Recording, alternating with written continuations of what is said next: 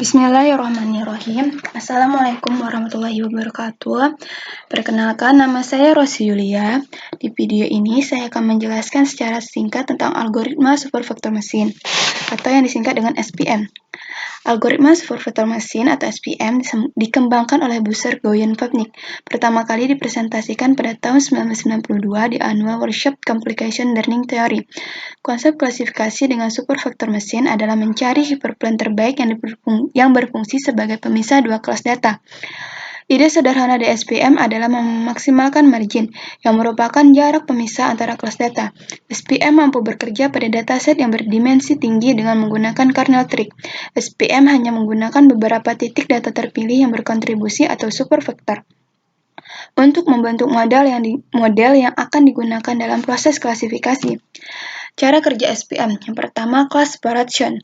Tujuan utama SPM yaitu mencari hiperplane yang optimal di antara dua kelas dengan memaksimalkan margin di antara titik kelas terdekat. Yang kedua, overlapping classes.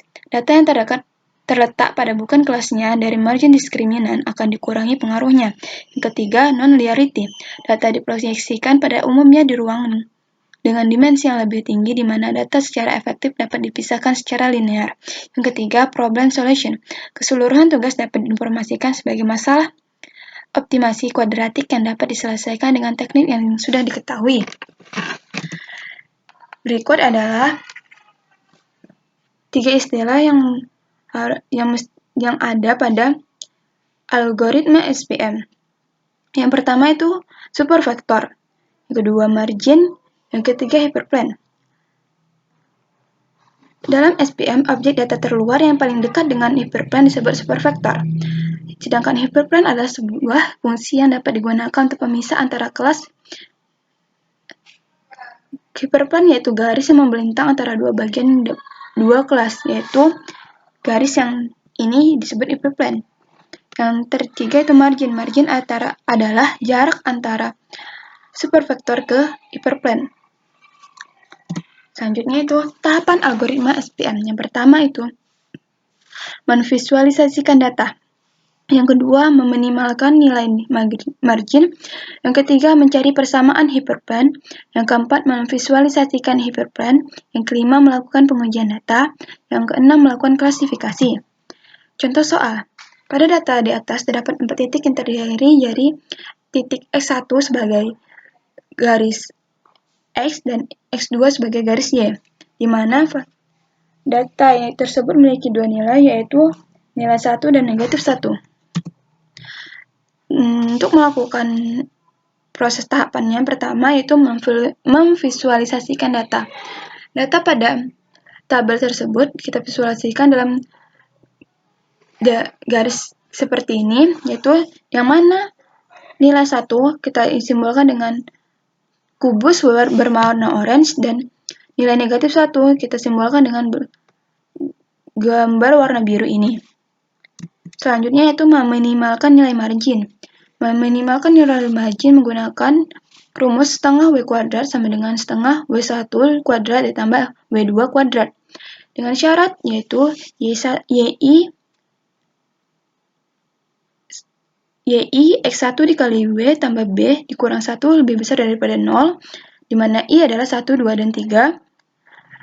Dan YI X1 dikali W1 tambah X2 dikali W2 tambah B lebih besar daripada 1.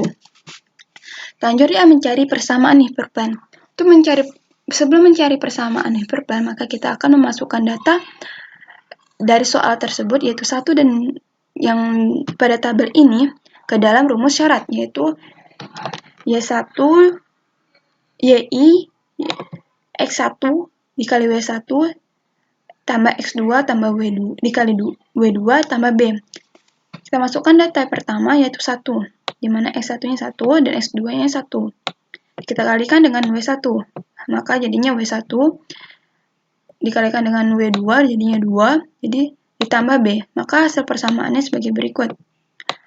Dilanjutkan dengan data yang ini hingga akhir. Maka dari data yang tersebut, maka dapatlah hasil persamaan 4 ini.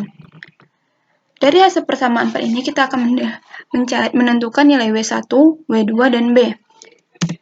Untuk pertama kita menentukan nilai W2, di mana kita menjumlahkan persamaan 1 dan 2.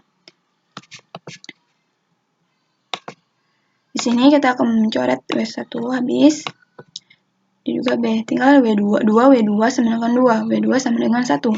Selanjutnya kita mencari nilai W1 dengan menjumlahkan persamaan X1 dan 3. Sama kita coret habis tinggal W1 sama dengan 1. Terakhir kita menjumlahkan persamaan 1 dan 3. Maaf, ini ada kesalahan. 1 dan 3. Untuk mencari nilai B, bisa kita coret. Nilai B-nya 1. Selanjutnya kita dari hasil persamaannya tuh kita kan nilai W1-nya dimasukkan hingga 1 dan nilai B-nya 1 juga. Jadi hasil persamaan hiperplannya yaitu X2 1 dikurang X2. Dan untuk visualisasi hiperplannya, maka dapat kita bentuk menjadi di garis 1, di mana garis X-nya 1 dan Y-nya 1, jadi gini untuk garis hiperplan.